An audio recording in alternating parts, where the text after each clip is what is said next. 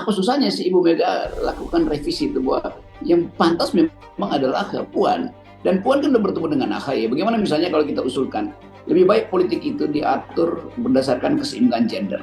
Jadi PDIP kembali uh, pada prinsip dasarnya, yaitu calonnya dari kalangan Soekarno, keluarga Soekarno, maka Puan lebih enak di situ. Lalu AHY jadi wakil presiden misalnya itu, atau sebaliknya tuh. Pokoknya saya mau usulkan kocok ulang lah PDIP.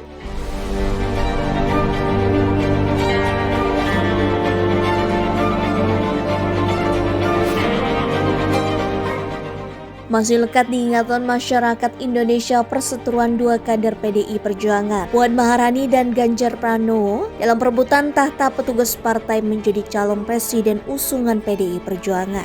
Sepanjang tahun 2022, Puan dan Ganjar terlibat adu narasi tentang siapa yang layak diusung sebagai capres partai berlambang banteng ini.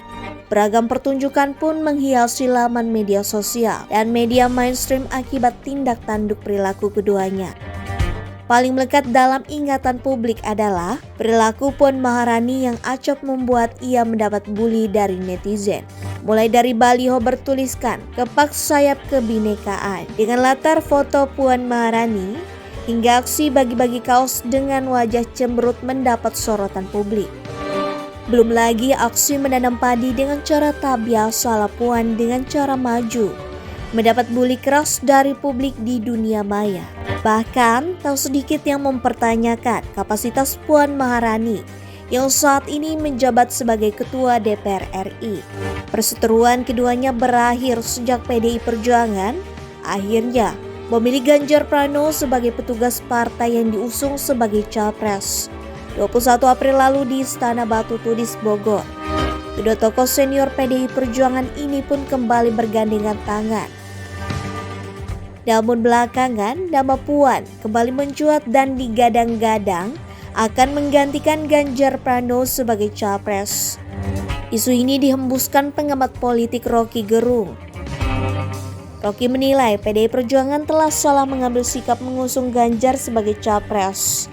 Faktanya, Rocky menyebut hasil survei elektabilitas Ganjar yang stagnan bahkan cenderung menurun. Faktanya, Rocky menyebut hasil survei elektabilitas Ganjar yang stagnan bahkan cenderung menurun. Persoalan kecenderungan arah dukungan Jokowi ke Prabowo ketimbang Ganjar juga turut disoroti Rocky Gerung.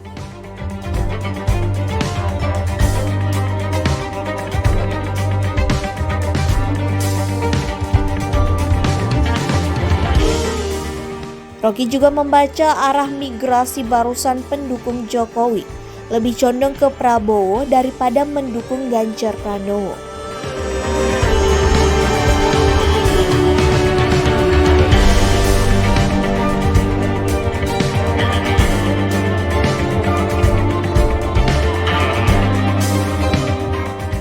Dalam video ini, Rocky juga menganggap Puan Maharani sebagai sosok yang pas menggantikan posisi Ganjar sebagai capres PDI Perjuangan.